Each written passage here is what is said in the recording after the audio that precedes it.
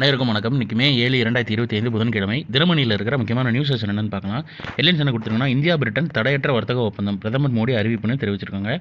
சிறப்பு அம்சங்கள் என்னென்னா, பிரிட்டனுக்கு ஏற்றுமதி செய்யப்படும் இந்தியாவின் 99% பொருட்கள் அங்கு வரி விலக்கு பெற்று பலனடைய உள்ளன. இந்திய இறக்குமதி வரி குறையும். முதல் கட்டமாக 90% பொருட்களுக்கு வரி குறையும். அடுத்த 10 ஆண்டுகளில் இவற்றில் 85% பொருட்களுக்கு வரி முழுமையாக நீக்கப்படும். இந்தியாவின் ஜவுளி, ஆபரணங்கள், ரத்தினங்கள், நெகிழி, கனிமம், ரசாயனம், ரப்பர், காகிதம், செராமிக், கண்ணாடி, மின் இயந்திரங்கள், பதப்படுத்தப்பட்ட உணவு ஆகியவற்றுக்கு முழுமையாக வரி விலக்கு கிடைக்கும். வாகன பொருட்களுக்கு 100%க்கும் மேல் விதிக்கப்படும் வரி 10% குறையும். அழகு சாதன பொருட்கள், மின் விளக்குகள், அதை பற்றி எலாபரேட்டாக கொடுத்துருக்காங்க. நிறைய பாயிண்ட்ஸ் இருக்குது. டைம் இருக்கிறவங்க ஃபுல்லாக வாட்சி பாருங்கள். இதோட இமேஜ் நம்ம டெலிகிராம் சேனல்லையும் வாட்ஸ்அப் சேனல் இருக்குது. அடுத்ததான் இன்றைக்கான திருக்குறள் என்னன்றதை பார்த்துருவோம்.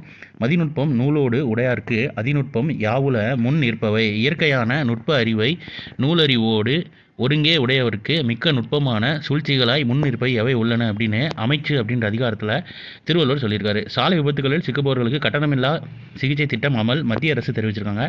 அடுத்த ஒரு வாரத்துக்குள்ளாக இந்த திட்டத்தை அறிமுகம் செய்ய வேண்டும் என்று உச்சநீதிமன்றம் கடந்த வாரம் உத்தரவிட்டிருந்த நிலையில் அதற்கான அறிக்கையை மத்திய அரசு செவ்வாய்க்கிழமை வெளியிட்டது. மத்திய சாலை போக்குவரத்து மற்றும் நெடுஞ்சாலைத்துறை அமைச்சகம் வெளியிட்டுள்ள அறிக்கையில் சாலை விபத்துகளில் சிக்குபவர்களுக்கு கட்டணமில்லா சிகிச்சை அளிக்கும் திட்டம் 2025 நாடு முழுவதும் அமலுக்கு வந்துள்ளது. இதன்படி நாடு முழுவதும் உள்ள எந்த ஒரு சாலையிலும் மோட்டார் வாகன விபத்துகள் சிக்கி பாதிக்கப்படுபவர்கள் இத்திட்டத்தின் கீழ் முதல் 7 நாட்களுக்கு அங்கீகரிக்கப்பட்ட மருத்துவமனைகள் அதிகபட்சம் 1.5 லட்சம் மதிப்பிலான கட்டணமில்லா சிகிச்சையை பெற முடியும்னு தெரிவிச்சிருக்காங்க. தமிழகத்தில் நடைமுறையில் உள்ள விபத்து இலவச சிகிச்சை திட்டம் 3 ஆண்டுகளில் 3.57 லட்சம் பேர் பயன்னு தெரிவிச்சிருக்காங்க. அடுத்ததாக நாடு முழுவதும் 300 மாவட்டங்களில் இன்று பாதுகாப்பு ஒத்திகை. பாகிஸ்தான் எல்லையில் இந்திய போர் விமானம் பயிற்சி. சென்னை துறைமுகம், கல்பாக்கம் அணுமின் நிலையத்தில் ஒத்திகைன்னு தெரிவிச்சிருக்காங்க. பாகிஸ்தானுடன் போர் பதற்றம் அதிகரித்து வரும் நிலையில் நாட்டில் வியூக ரீதியில் முக்கியத்துவம் வாய்ந்த சுமார் 300 மாவட்டங்களில் புதன்கிழமை பாதுகாப்பு ஒத்திகை நடைபெறுகிறது. அதாவது 7ஆம் தேதி நடைபெறுகிறது அப்படின்றதையும் தெரிவிச்சிருக்காங்க. அடுத்ததாக ஐநா மனித வளர்ச்சி குறியீட்டில் இந்தியா முன்னேற்றம்னு தெரிவிச்சிருக்காங்க.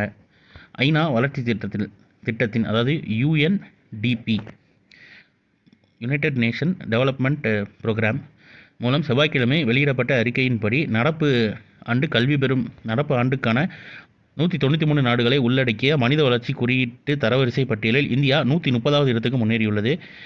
மக்களின் நீண்ட நாள் ஆரோக்கிய வாழ்வு, கல்வி மற்றும் கல்வி பெறும் நிலை, வாழ்க்கை தரம் ஆகிய 3 முக்கிய காரணிகளின் அடிப்படையை கணக்கீடு செய்து நாடுகளின் மனித வளர்ச்சி குறியீடு தரவரிசை பட்டியல் ஐநா வளர்ச்சி திட்டம் ஆண்டுதோறும் வெளியிடும். தற்போது வெளியிடப்பட்ட இந்த ஆண்டு தரவரிசையில் இந்தியா 130வது இடத்துல இருக்குது. குறியீட்டு மதிப்பு 0.685 புள்ளிகளுடன் 130வது இடத்துக்கு முன்னேறியுள்ளது. பார்த்து வச்சுக்கோங்க. அந்த பாயிண்ட்ஸும் ரொம்ப முக்கியம். 0.685 130வது இடம் ப்ளஸ் அந்த human development index HDI points 0.685. அடுத்ததாக ஜெர்மனி பிரதமராக ஃப்ரீட்ரிக் மேர்ஸ் தேர்வுன்னு தெரிவிச்சிருக்காங்க.